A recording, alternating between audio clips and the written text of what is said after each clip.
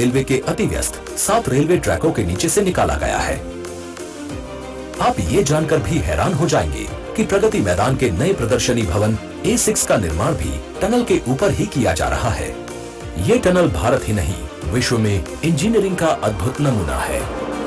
यही नहीं, यात्रियों की सहूलियत के लिए टनल में अनेकों सुविधाएं प्रदान की गई हैं, जैसे कि smart LED lightings, 24 hour automatic power backup, CCTV monitoring, vehicular management system, fire fighting system, digitally controlled ventilation fans, digitally controlled water pumps और पब्लिक अनाउंसमेंट सिस्टम। टनल को पुनर्विकसित प्रगति मैदान की भूमिगत पार्किंग से भी जोड़ा गया है, जिससे प्रदर्शनी के समय यहां आने वाले दर्शकों को सुविधा होगी। इस परियोजना के पूर्ण हो जाने से ट्रैफिक आवागमन सुगम होगा, जिससे सालाना 55 लाख लीटर ईंधन की बचत होगी और साथ ही प्रदूषण में भी कमी आएगी। अंडरपास और टनल की दीवारों पर सुंदर आर्ट वर्क्स भी बनाए गए हैं। विशेषकर टनल को 6 ऋतुओं के आधार पर सजाया गया है। मार्गदर्शन विश्व में ये और देश भर से दिल्ली जिनको आने का अवसर मिलता है, उन सबको बहुत बहुत बधाई देता हूं।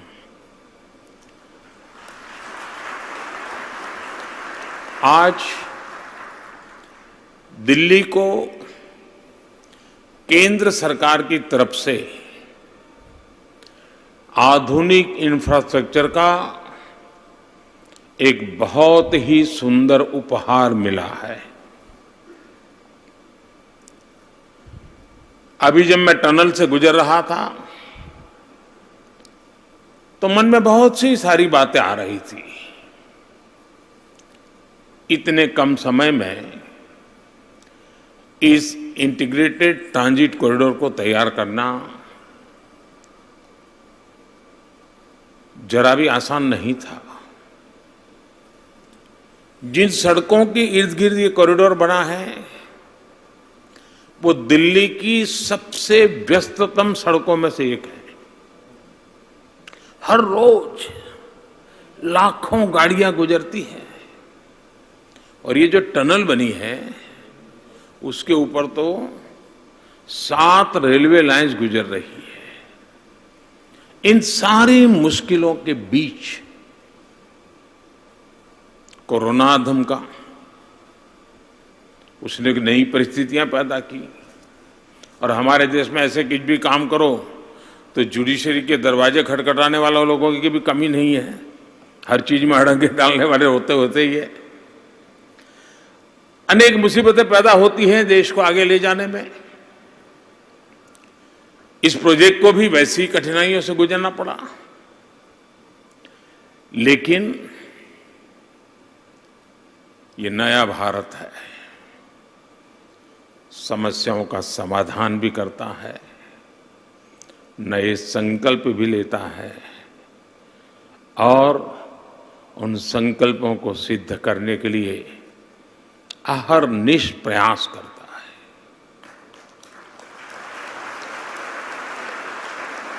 ये हमारे इंजीनियर्स, हमारे श्रमिक, मैं इन सबको भी बहुत बधाई देता हूं। उन्होंने जिस जीवटता के साथ, परिश्रम के साथ और बहुत ही कोऑर्डिनेटेड एफर्ट्स के रूप में और एक प्रोजेक्ट मैनेजमेंट के उत्तम उदाहरण को प्रस्तुत करते हुए इस प्रोजेक्ट को पूरा किया है, जिन मेरे श्रमिक भाई बहनों ने अपना पसीना बहा है, वे सब, उन सबको मैं हृदय से बहुत बहुत बधाई देता हूं, उन सबका अभिनंदन करता हूं। ये integrated transit corridor Pragati Maidan प्रदर्शनी स्थल को 21वीं सदी की आवश्यकताओं के अनुसार ट्रांसफॉर्म करने का अभियान का हिस्सा है। दशकों पहले भारत की प्रगति को भारतीयों के सामर्थ्य, भारत के प्रोडक्ट्स, हमारी संस्कृति को शोकेस करने के लिए प्रगति मैदान निर्माण हुआ था। लेकिन उसके बाद भारत बहुत बदल गया, भारत का सामर्थ्य बदल गया, हमारी जरूरतें भी कई गुना बढ़ गई। लेकिन ये दुर्भाग्य है कि प्रगति मैदान की ज्यादा प्रगति नहीं हुई, वरना इस प्रगति मैदान की सबसे पहले प्रगति होनी चाहिए थी, वही छूट गया। 1.5 दशक पहले यहां सुविधाओं के विस्तार का प्लान बना तो था कागज पे, और एक फैशन तो होती है, घोषणा करो, कागज पे दिखा दो, दिया जला दो, फीता काट दो, अखबारों में हेडलाइन ले लो, और आप अपने काम पर, मैं मेरे काम पर, यही चलता रहा। देश की राजधानी में विश्व स्तरीय कार्यक्रमों के लिए स्टेट ऑफ द आर्ट सुविधाएं हो, एग्जीबिशन हॉल हो, और इसको ध्यान में रखते हुए आज देश के कई हिस्सों में इन बातों को ध्यान में रखते हुए भारत सरकार निरंतर काम कर रही है। हमारे इस दिल्ली में ही द्वारका में बन रहा international convention and expo centre और प्रगति मैदान में रीडेवलपमेंट प्रोजेक्ट, ये अपने आप में एक उदाहरण बनने वाले हैं। पिछले वर्ष मुझे यहां 4 प्रदर्शनी हॉल के उद्घाटन करने का अवसर मिला था, और आज कनेक्टिविटी की इस आधुनिक सुविधा को लोकार्पण हुआ है। केंद्र सरकार द्वारा कराए जा रहे आधुनिक निर्माण देश की राजधानी की तस्वीर बदल रहे हैं और उसे आधुनिक बना रहे हैं। और ये तस्वीर बदलने के लिए सिर्फ नहीं है, ये तस्वीर इसलिए बदली जा रही है, वो तकदीर बदलने का भी एक माध्यम हो सकती है।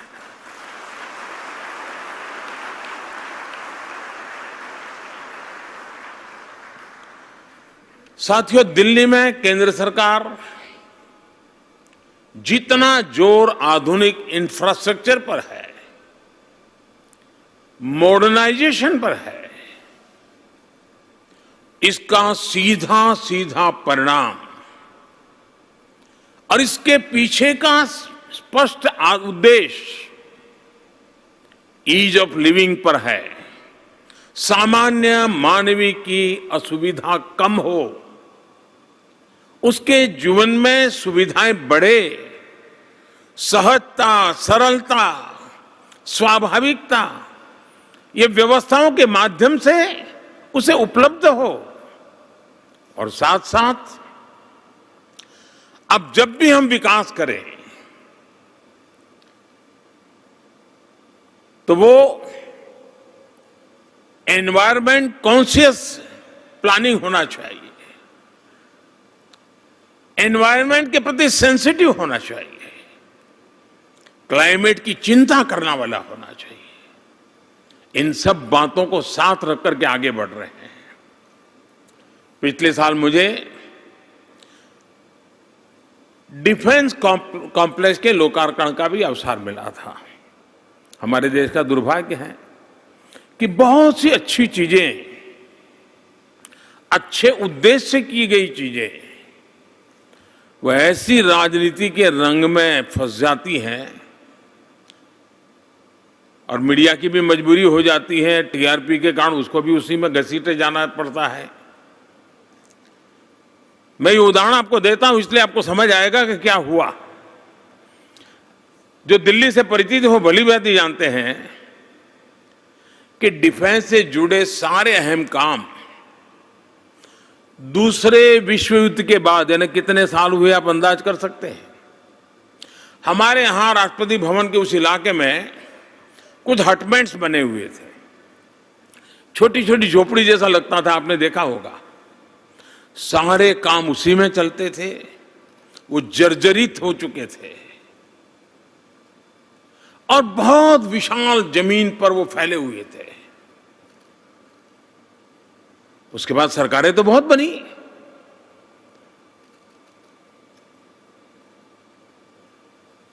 क्या हुआ आपको मालूम है, मैं कहना नहीं चाहता हूं।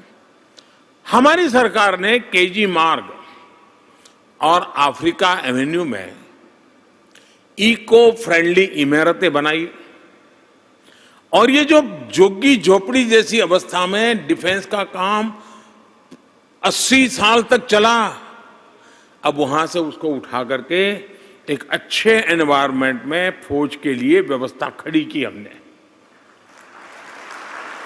ये दशकों पुराने ऑफिस करने की वजह से एक तो उनको ऐसा एनवायरनमेंट मिला है, फौज के लोगों को काम करने की जो सुविधा मिली है, आधुनिक टेक्नोलॉजी का उपयोग करने के लिए जिस प्रकार के इंफ्रास्ट्रक्चर की आवश्यकता होती है, उन सारी बातों को ध्यान में रखते हुए उसको बनाया है और पूरा कंस्ट्रक्शन इको फ्रेंडली किया गया है। और इधर क्या परिणाम हुआ, ये सारी ऑफिस वहां उनकी अगर वर्किंग एनवायरनमेंट अच्छा होता है तो आउटकम भी बहुत रहता है। लेकिन ये ऑफिस शिफ्ट करने की वजह से कई एकड़ भूमि, इतनी बड़ी मूल्यवान भूमि ये फ्री हो गई और जिसमें लोगों के लिए सहूलियत के काम भी चल रहे हैं।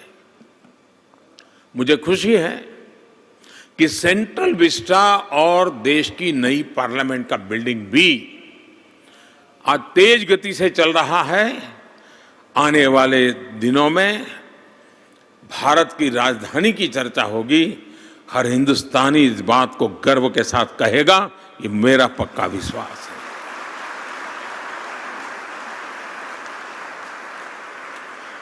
साथियों, ये जो इंटीग्रेटेड ट्रांजिट कॉरिडोर हमारी सरकार ने बनवाया है, उसमें भी आधुनिक इंफ्रास्ट्रक्चर और एनवायरनमेंट का यही विजन, यही तालमेल है।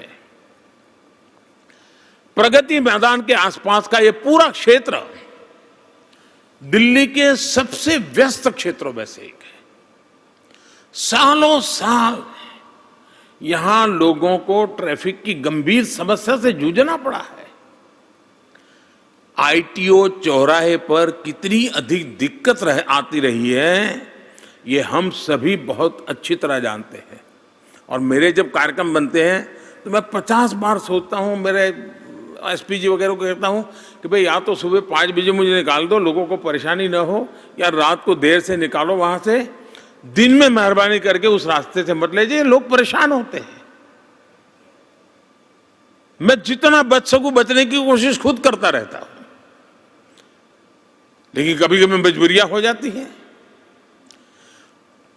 आज ये रचना के कारण ये जो 1.5 किलोमीटर से अधिक लंबी सुरंग बनी है, ये जो टनल बनी है, इससे पूर्वी दिल्ली, नोएडा और गाजियाबाद की तरफ से रोजाना आने जाने वाले हजारों साथियों को बहुत बड़ी राहत मिलेगी।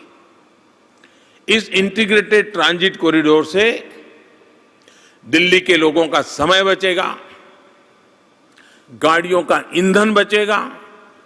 अभी मुझे प्रेजेंटेशन दे रहे थे, उसमें बताया था कि 55 लाख लीटर पेट्रोल की बचत होने वाली है।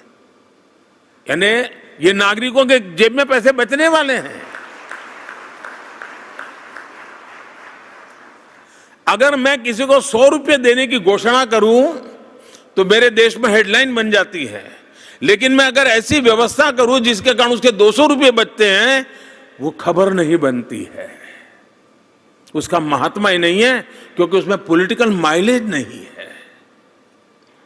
लेकिन देश का भला करना है तो हमने स्थायी व्यवस्थाओं को विकसित करते हुए जन सामान्य की सुविधा और उसका बोझ कम करने की दिशा में हम काम कर रहे हैं। अब ट्रैफिक जाम बचेगा, दिल्ली का पर्यावरण भी बचेगा। हम आराम से कह देते हैं टाइम इज मनी, बड़ी सरलता से कहते हैं। अब ये टनल बनने से कारण टाइम बचेगा तो कितना मनी बचेगा ये भी तो सोचना चाहिए। लेकिन कहावत के लिए टाइम इज मनी ठीक है, लेकिन यहां भारत सरकार की इस योजना से टाइम बच गया तो मनी बच गया, वो बताने के लिए कोई तैयार नहीं है। यानी हमने सोचने के तरीके को भी, हमारे पुरानी आदतें, पुराने बॉक्सेस में चीजें डाल डाल करके देखने के बजाय बाहर आने की जरूरत है। एक अनुमान है कि जितना इस कॉरिडोर की वजह से प्रदूषण कम होगा, वैसा करने के लिए, जैसा हमारे पीयूष भाई ने बताया, 5 लाख पेड़ से जो मदद मिलती है वो मदद इस टनल के कारण मिल जाने वाली है।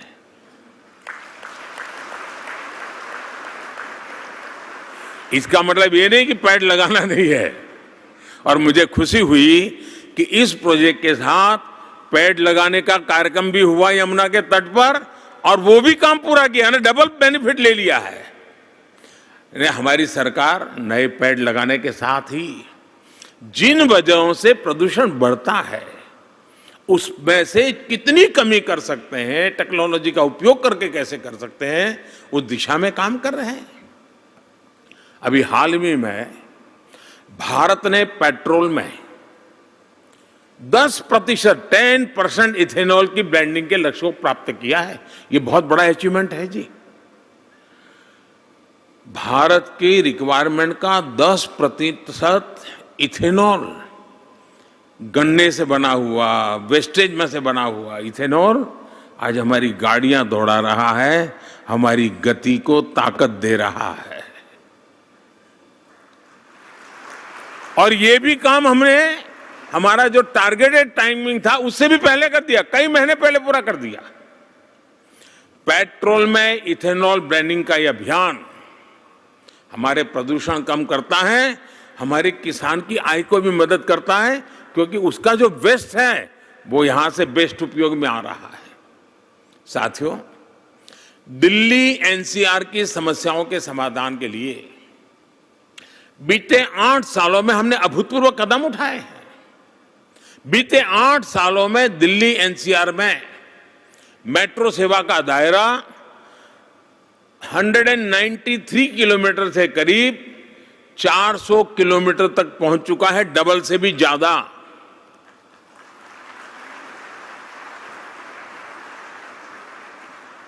अगर कुछ नागरिक व्रत ले लें कि मैं कम से कम 10% मेरा जो ट्रैवलिंग के लिए अब व्हीकल का उपयोग करता हूं, मैं 10% मेट्रो का उपयोग करूंगा।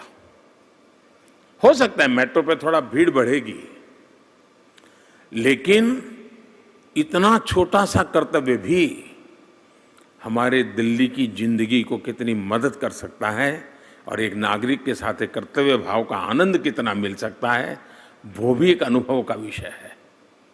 और कभी कभार सामान्य जनों के बीच में जाकर के ट्रैवल करने का भी एक अलग आनंद होता है।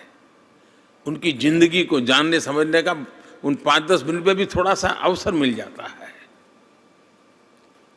यानी मल्टीपल बेनिफिट है। और अगर मेट्रो में पैसेंजर की संख्या जरा ज्यादा रही तो इकोनॉमिकली भी वायबल बनेगा। हम सब मिलकर के चीजें चलाएंगे तो कितना बड़ा फायदा होगा। देखिए, दिल्ली एनसीआर में मेट्रो के बढ़ते नेटवर्क की वजह से हजारों गाड़ियां अब सड़कों पर कम चल रही है, वो ज्यादा हो सकती है, और इससे भी प्रदूषण कम करने में बहुत मदद मिली है।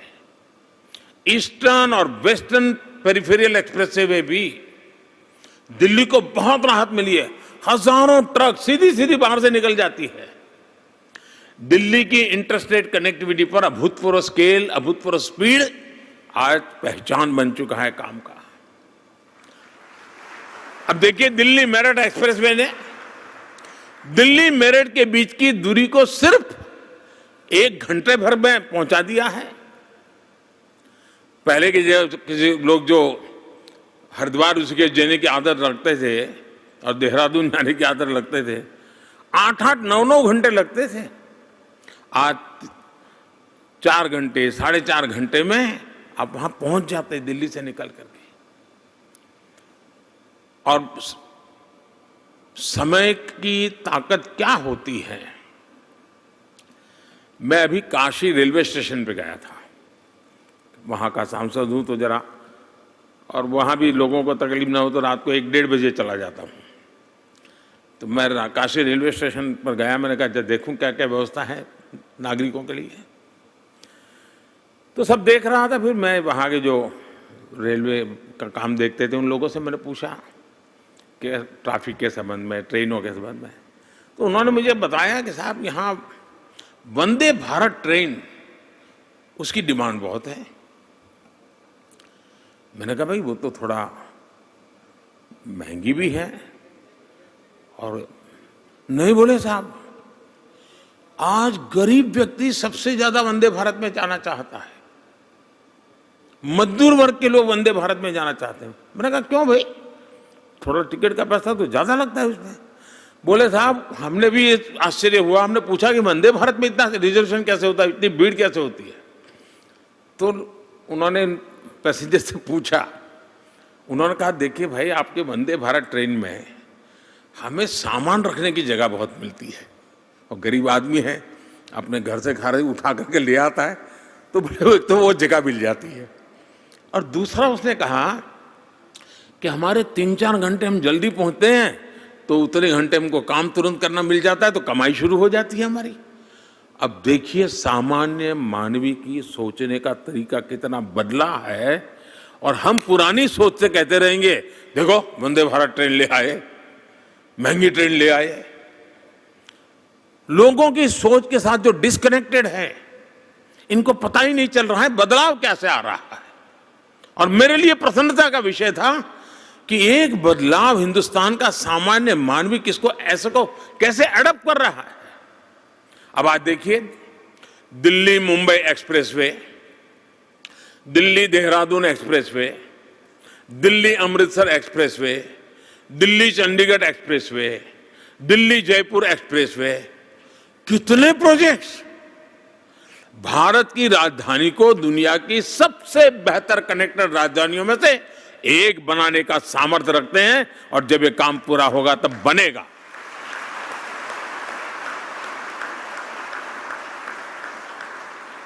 देश का पहला और स्वदेशी टेक्निक से बना रैपिड रेल सिस्टम भी दिल्ली से मेरठ के बीच तेजी से बन रहा है।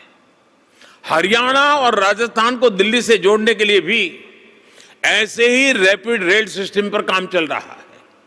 ये प्रोजेक्ट जब तैयार हो जाएंगे तो देश की राजधानी के तौर पर दिल्ली की पहचान को और मजबूत करेंगे। इनका लाभ दिल्ली एनसीआर में रहने वाले प्रोफेशनल्स को होगा। हमारे युवा वर्ग, हमारे विद्यार्थी, स्कूल जाने वाले बच्चे, ऑफिस जाने वाले लोग, टैक्सी चलाने वाले हमारे साथी, ऑटो चलाने वाले हमारे साथी, हमारे व्यापारी बंधु, हमारे छोटे दुकानदार, इन सभी को यानी समाज के हर तबके को इसका बहुत फायदा मिलेगा। साथियों, आज देश पीएम गति शक्ति नेशनल मास्टर प्लान के विजन पर चलने पर उसके कारण आधुनिक मल्टीमोडल कनेक्टिविटी का बहुत तेजी से निर्णय प्रक्रिया बढ़ रही है। मैं अभी धर्मशाला में था, देश के सभी राज्यों के मुख्य सचिवों से मेरा मिलना हुआ, और मेरे लिए इतना सुखद आश्चर्य था जब राज्यों के मुख्य सचिव ने गति शक्ति का महात्म्य जिस प्रकार उन्होंने समझा, जिस प्रकार से उन्होंने उपयोग किया है, और बड़े से बड़े प्रोजेक्ट का प्लानिंग वो बता रहे थे कि साहब जिस काम में हमें 6-6 महीने लगते थे, इस गति शक्ति की टेक्निकल व्यवस्था के कारण, कोऑर्डिनेशन के कारण, प्रोजेक्ट ओरिएंटेड अप्रोच के कारण 6 महीने का काम 6 दिन में होने लगा है।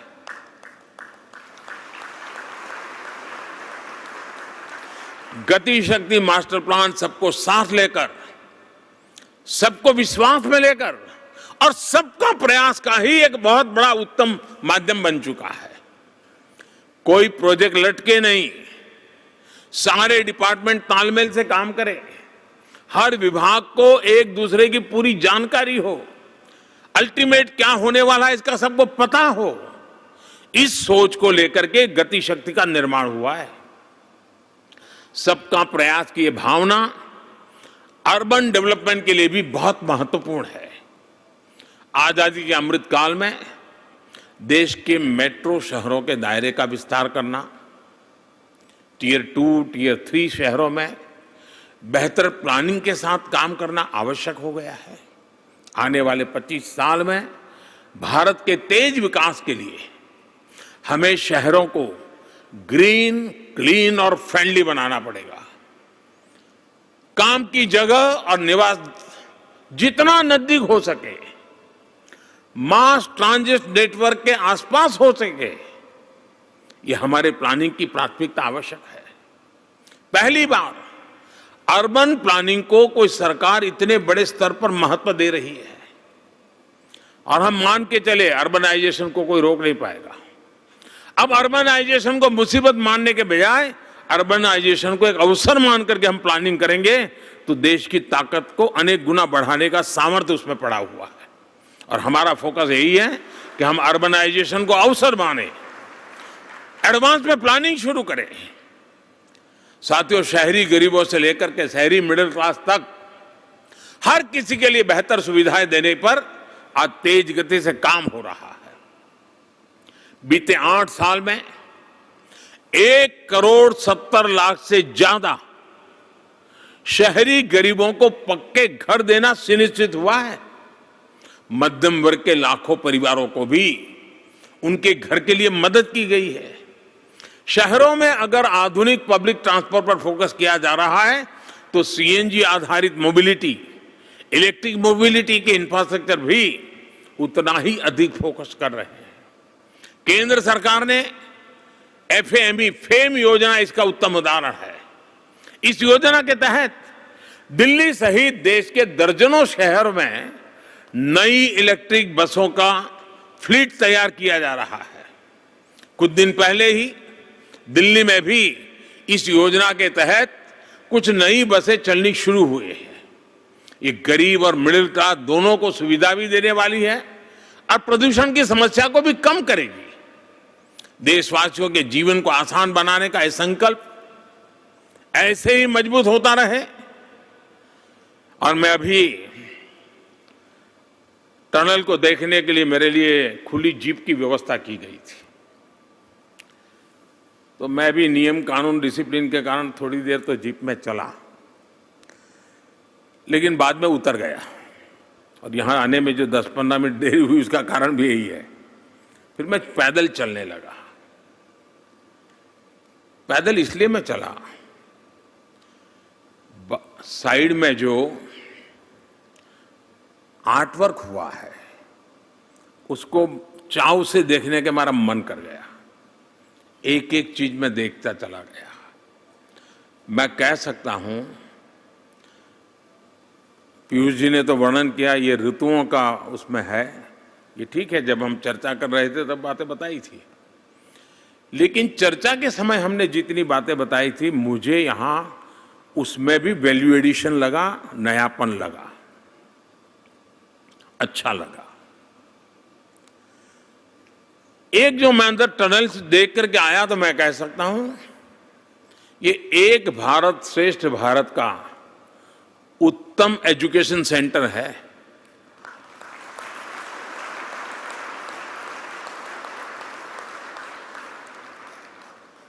मैं नहीं जानता हूं दुनिया में कहां क्या होगा, लेकिन ये देखने के बाद मैं कह सकता हूं शायद टनल के अंदर कहीं पर भी इतनी लंबी आर्ट गैलरी नहीं होगी, इतनी बड़ी लंबी आर्ट गैलरी बन गई है।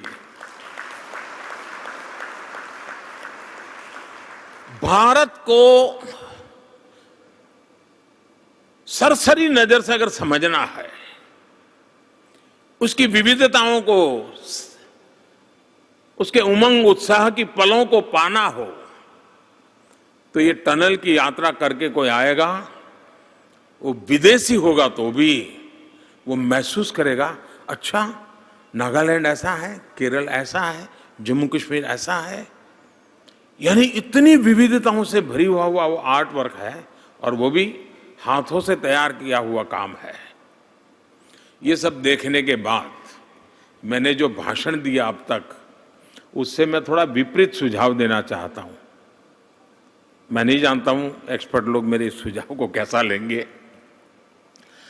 मेरा सुझाव है, वैसे भी संडे को थोड़ा ट्रैफिक कम होता है, क्या संडे 4-6 घंटे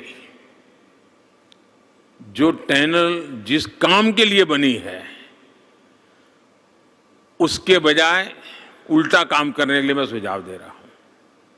संडे को 4-6 घंटे किसी भी व्हीकल को वहां एंट्री न दी जाए और हो सके तो स्कूल के बच्चों को पैदल ये आर्ट गैलरी दिखाई जाए, बहुत बड़ी सेवा होगी।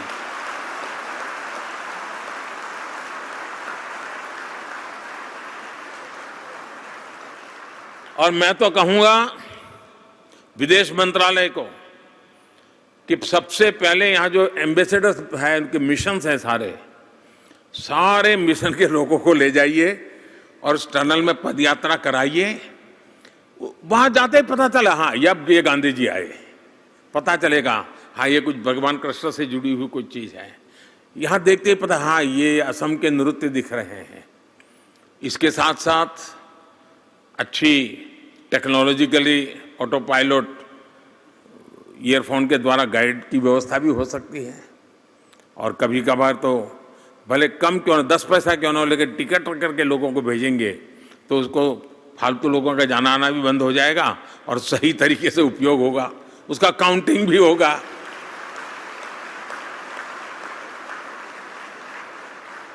मैं सच बताता हूं दोस्तों, शायद मुझे सौभाग्य नहीं मिलता, क्योंकि एक बार शुरू हो जाता तो कोई मुझे उतरने भी नहीं देता, लेकिन आज वो खाली था तो मैं पैदल टहल करके आ गया। वाकई जिनको आर्ट में रुचि है, आर्ट के माध्यम से चीज़ों को समझने की रुचि है, उनके लिए उत्तम अवसर दिल्ली के सीने पर तैयार हुआ है जी। कुछ प्लान किया जाए इसका विशेष। और दुनिया में, मैं जब गुजरात में था तो मैंने कुछ दिन एक प्रयोग किया था, लंबा तो मेरा नहीं चला। अहमदाबाद में एक बहुत ही ट्रैफिक वाला रास्ता था, तो मैंने एक तय किया था कि महीने में फलाना दिवस, आज भी तो मैं भूल गया, उस रोड पर कोई व्हीकल अलाउ नहीं करेंगे। वो रोड बच्चों के लिए होगा, एवरी चाइल्ड मैटर्स। वो बच्चे उस पर क्रिकेट खेलना है तो उसको लगना चाहिए, मेरी भी तो इस शहर में कोई औकात है, उसको लगना चाहिए।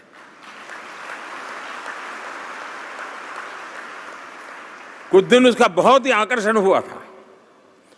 जो रोड भरा भरा रहता था, वहाँ बच्चों को खेलने का मौका मिले उनके, तो उनका मन भर जाता है।